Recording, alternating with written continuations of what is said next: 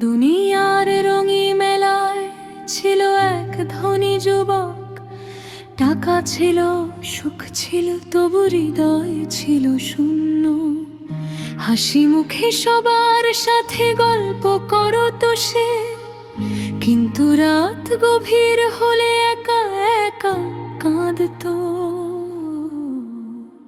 লোকেরা বলতো, তোমার তো কোনো কষ্ট নেই। সে শুধু মুচকি হেসে বলতো, সবচেয়ে বড় কষ্ট রব থেকে দূরে থাকা।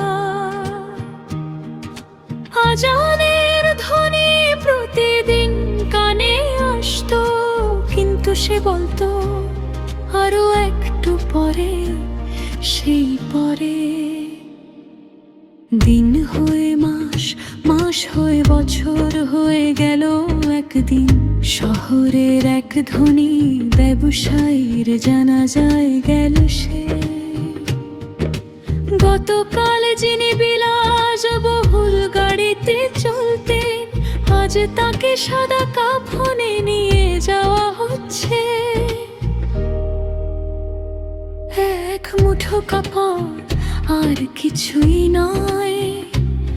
যুবকের বুক কেঁপে উঠল, সে মনে মনে বলল, একদিন আমাকেও তো এভাবেই নিয়ে যাবে। সেই রাতে সে নিজের বিশাল বাড়িতে ফিরে ঘুমাতে পারল না। আয়নার সামনে দাঁড়িয়ে নিজেকে প্রশ্ন করলো, যদি আজ আমার মৃত্যু হয় আমি কি নিয়ে আল্লাহর সামনে দাঁড়াবো? কোনো উত্তর পেল না, শুধু চোখ থেকে অশ্রু ঝরতে লাগলো। ভোরে আজান হলো। জীবনে বহু বছর পর সে নিজে থেকে ওযু করলো।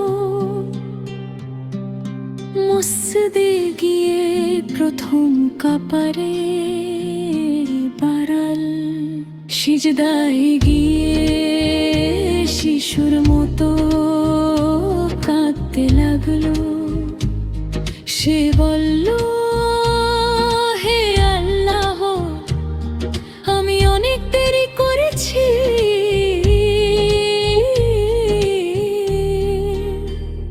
তবুও যদি আপনি আমাকে ফিরিয়ে নেন, আমি আর কখনো আপনার দরজা ছেড়ে যাব না। নামাজ শেষে এক বৃদ্ধ ইমাম তার কাঁধে হাত রেখে বললেন, বাবা যে ফিরে আসে আল্লাহ তাকে ফিরিয়ে দেন না। সেই একটি বাক্য তার পুরো জীবন বদলে দিল।